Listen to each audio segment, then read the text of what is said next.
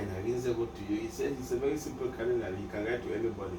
So I tried. I wrote to Cardinal Aghaizu and he replied. Then political struggles. Yes. For independence relationship permit me to take you back a bit. Yes. Just to make a final point. As early as late 40s, politicians had begun seriously to agitate for national independence. In 1948, when I was doing first year philosophy at Owerri, Reverend Father Paddy Wash used to paste Born Educators Weekend Catechism. Okay. He used to paste. He placed it in a notice board. Okay. And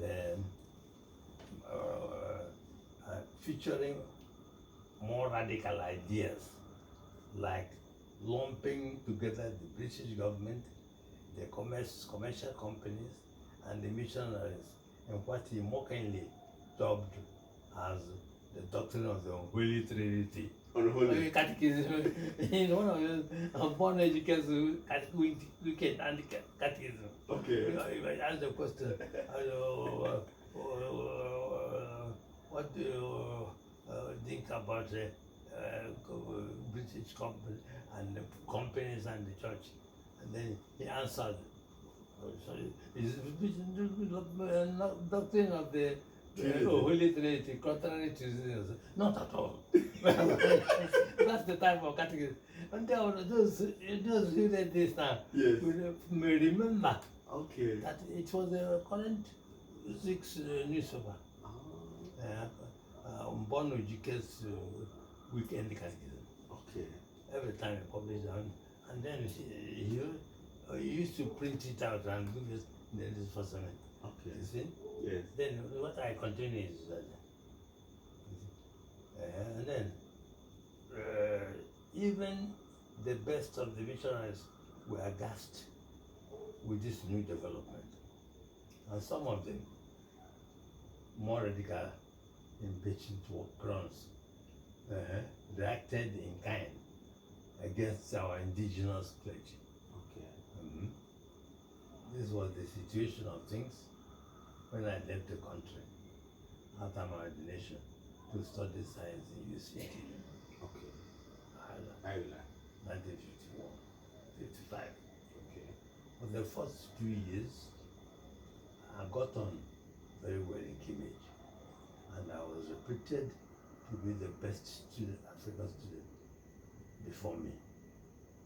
This provoked jealousy among Trinidad students. Okay.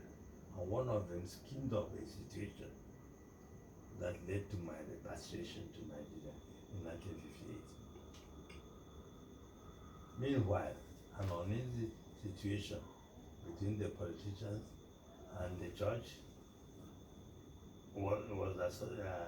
that had associated me escalated, and I was quite unwittingly thrown into the vortex of it all, a situation which I was, by temperament, ill prepared to face.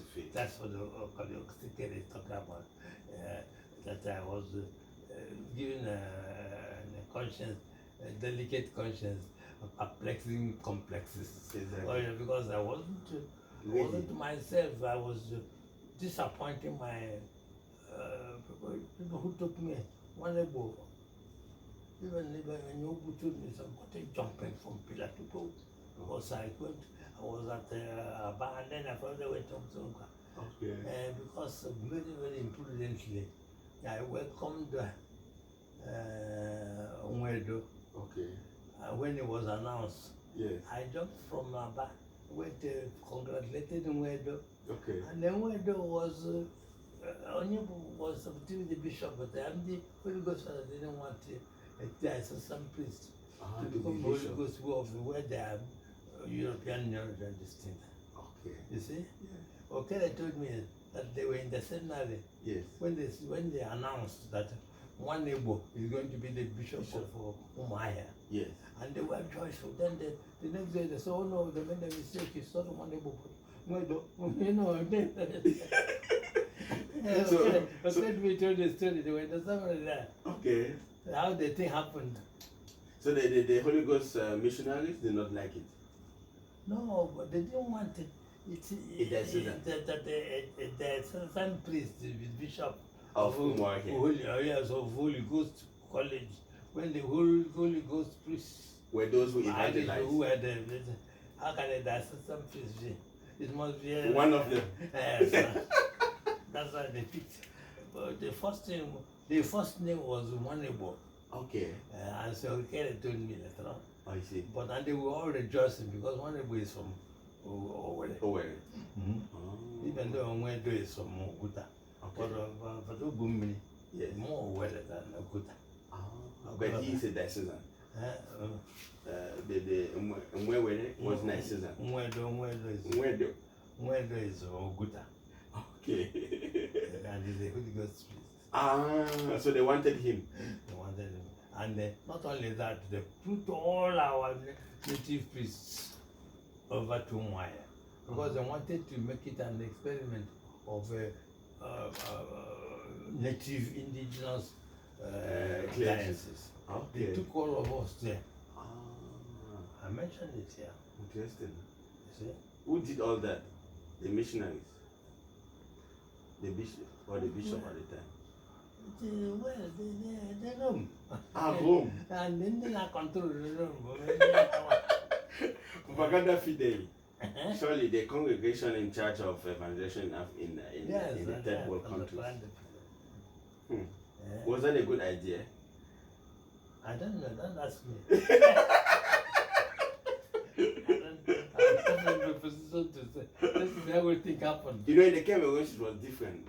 There came a time when the church wanted a bishop from Cameroon, a Cameroonian. Because before we had Peter Gugan, who was from Ireland, then we had Julius Peters, and then Archbishop Paul Vetekov and Pius Awa became bishops in 1971. Yes. Indigenous. Yes. This sister. Sister Florence. Florence. I think that Bishop Paul Vetekov. It was all one name, a relation. A relation? The friend of Boya. The one of Boya was from Bafut. Why Bishop Vetekov was from Banso. Where Professor Fonlon is from. Yes. They were not from the same tribe. No. What about which tribe belongs Sister Florence and Wambe? Sister Florence and Wambe. It's from North too. Exactly. Yes, it's from North too. Yes.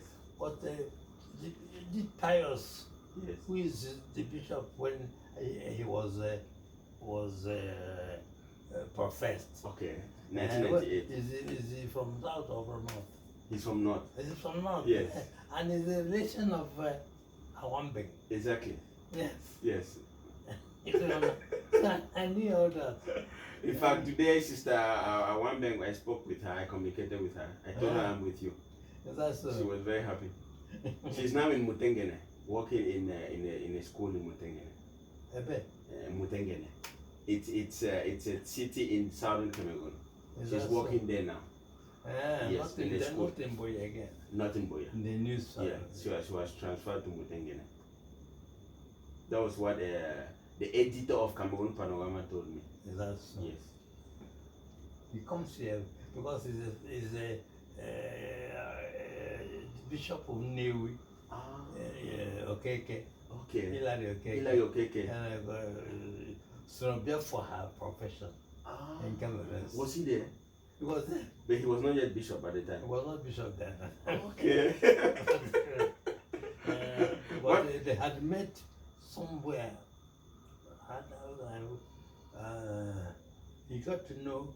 Anytime he comes here, he got to know it is the prophet. Okay. Interesting.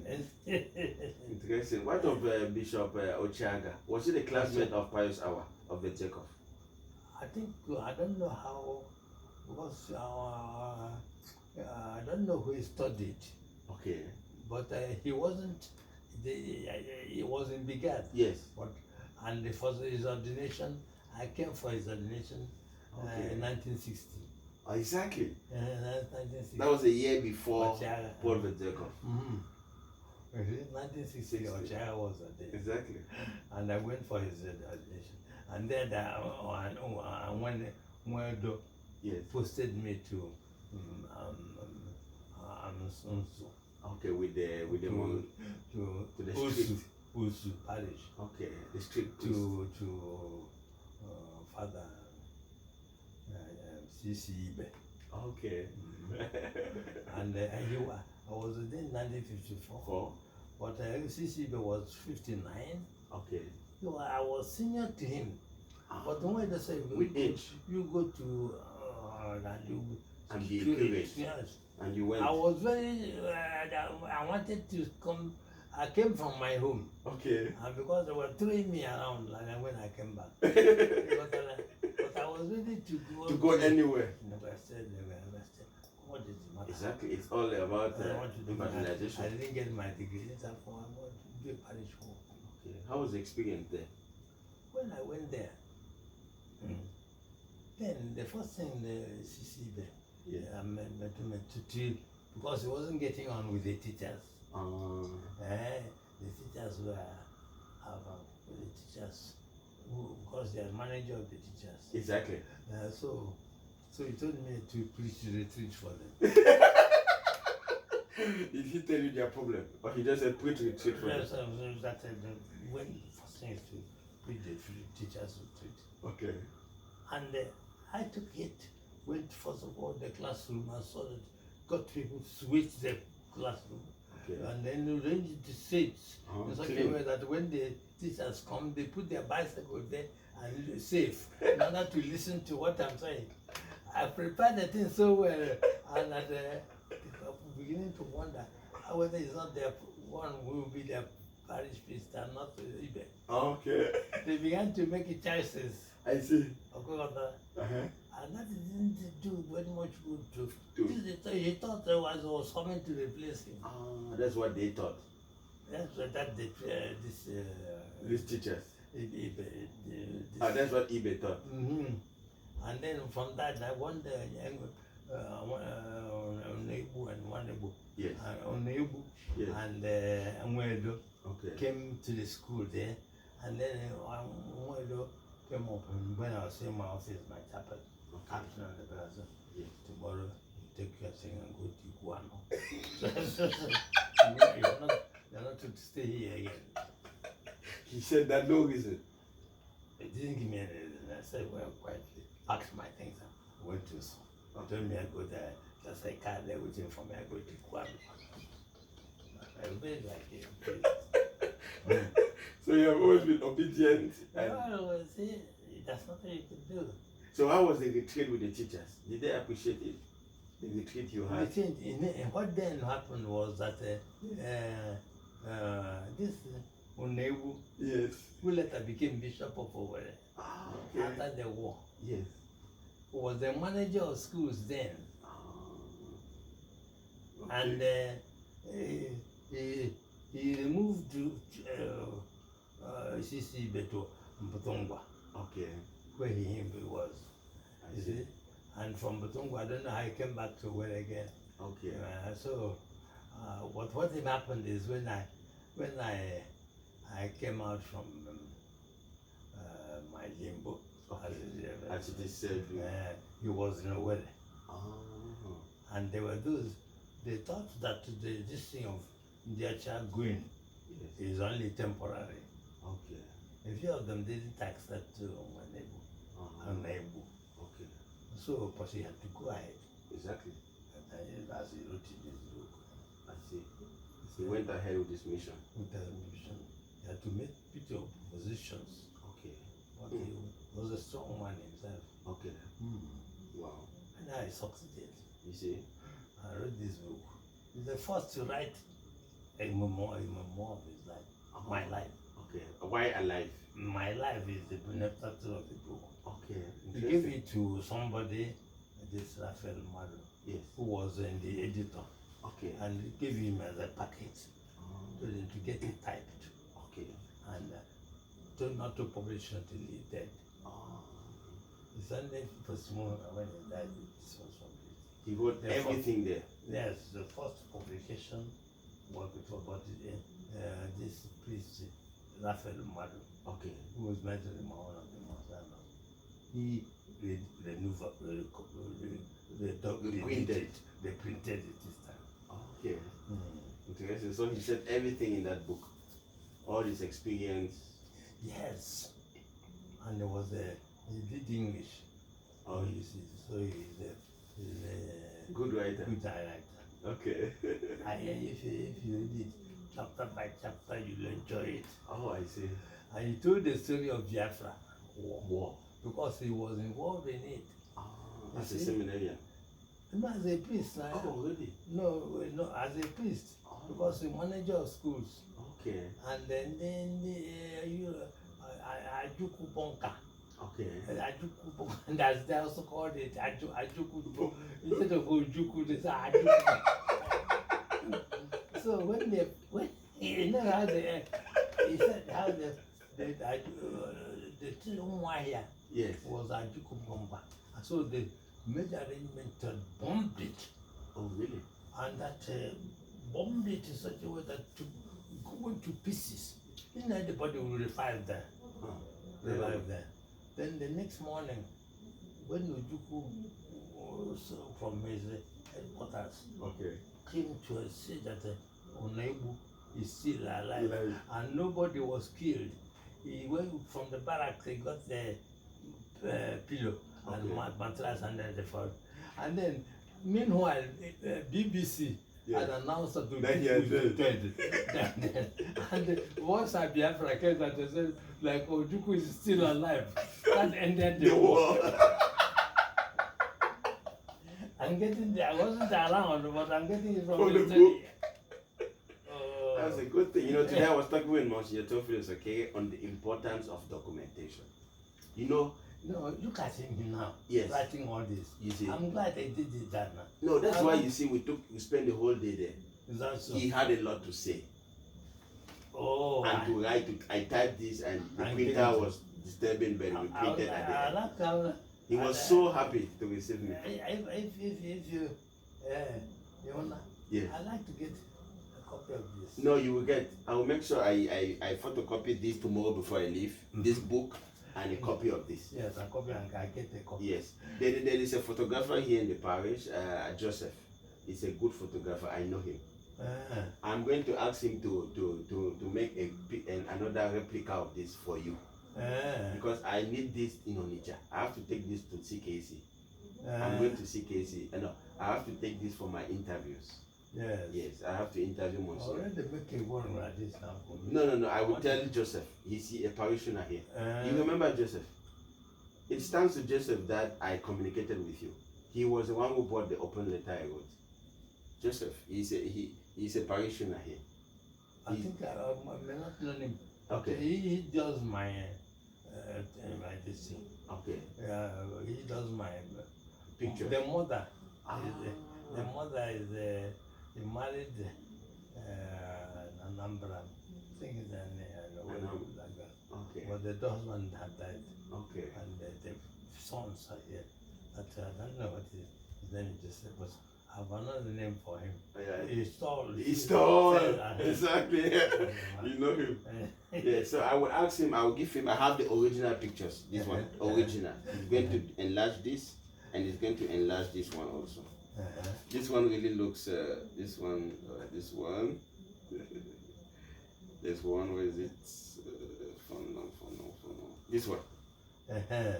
This in the seminary. Yes.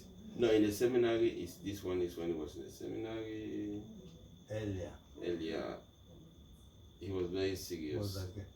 This is him. When he was in the seminary. Yes. Those days. So you want, because I have already this. Okay. But I have already this. Yes. As I showed you. Yes. But it's not this. It's not printed. The name is not Okay. What is written here It's about not. Socrates of Cameroon. Yes, What it's a is- different one. It's Fonlon is now a legend. Yeah, he's not a legend. Okay. I have that one, but This one not but the yet. same writer, isn't it? It's a different writer. Ah. Because this one is a collection of different writers, different people. Archbishop Paul Vedzekov also wrote. Archbishop Paul Vedzekov. So the formative years of Bernard Fonlon by Daniel Lantum. Then the philosophical and spiritual dimension of the life of Fonlon, Archbishop Paul Vedzekov. Different writers. Different writers. I have to get it. No, you will get that it. one. Yes. And then I give you this. Take this away. This is very, very important. It has Yes, more accurate data. Yes, more accurate. Okay. Interesting. And when I'm giving people, I printed in such a way that Yes. when I'm giving it, Yes. and give anybody I'm giving this, I give him This together. but this one hasn't come. Okay. He took it from the plain portmanteau and got only 3 copies. Okay. And came and gave me, kept one, Yeah. gave me one, and gave me another for the bishop. Okay. Bishop. Okay. You see? Let's talk more about this book. It's very important. It's very important for our viewers. This is a very important book. Look at it. What is very, very important here? You know, today many of our students don't take down notes in the in class. No. They don't. Yes. And it is important to take down notes in class. Look at this is quadrivium. Yes. This is the preface. That's my own preface. Okay. You see? Yes. But the important here is forward. Yes, the forward. From Who wrote the forward? Pascal Chikezi. Okay. See, look at very interesting thing. It's important to read what he wrote. It's forward. Yes.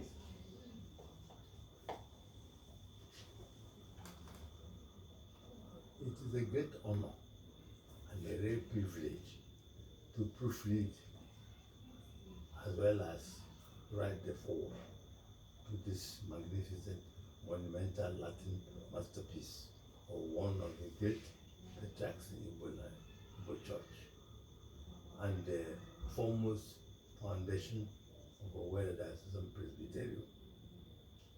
Getting more associated with Msgr through the work makes me feel having a nexus with Vatican II wisdom anchored in the Tridentine theology. I have had a personal encounter with Msgr Aghaizu as a penitent and have first-hand experience of his skill in paying attention to details. Hence, it is not surprising to see the sagacity and the accuracy he existed in this work. We have to first of all acknowledge that this work is like every other classroom notebook taken by a senior seminarian, most of which perhaps were dictations in Latin, sometimes in English. The order, thematical arrangement of the notes, the precise grammatical constructions, which is 95 accuracy of the declensions, conjugations, and sentence formations. The extracts, the exact lexical references, ascertain Msgr's high intellectual and scholarly aptitude. One may ask why Msgr's notes were in Latin without considering progeny. The reason is simple. Msgr's notes dated from 1951 were taken in the Vatican II era, when Latin was considered the lingua franca of the church, both in the didactic and liturgical activities.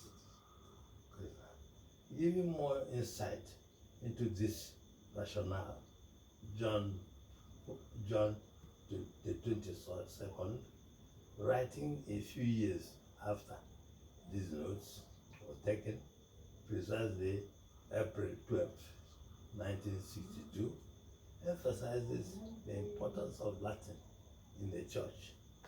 Latin, therefore, so intimately bound up with the church's life, is important not so much on cultural and literary grounds as for religious church life. It is important not so much as reasons as was pointed out by our predecessor, Pius XI, who, having investigated this matter, indicated these attributes that are wonderfully consistent with church's nature. Namely, in order that the church may embrace all nations and that it may last until the end of time, it requires a language that is universal, immutable, non-vernacular. He continues, finally, as much as Catholic Church is founded by Christ the Lord and is far surpasses in dignity all other human associations, it is clearly therefore fitting that she should use a non-vernacular language full of nobility and majesty. And he quotes 2027. Responding to the question of the importance of this work to posterity in contemporary scholarship, I propose that this work has an unparalleled valuableness and linguistic and theological archival perspectives. First, it is an indubitable acknowledgement of the theological archival, first it is an indubitable acknowledgement of the recent status of Latin in the Nigerian church. Often, the number of Nigerian students admitted every year at the Faculty of Christian Classical Literature of one typical